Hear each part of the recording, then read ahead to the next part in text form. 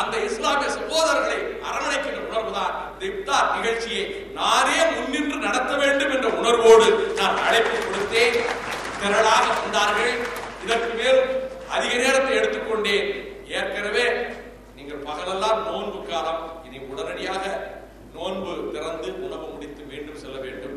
சற்று அதிக நேரம் எடுத்துக்கொண்டதற்கு பொறுத்தருள வேண்டும்.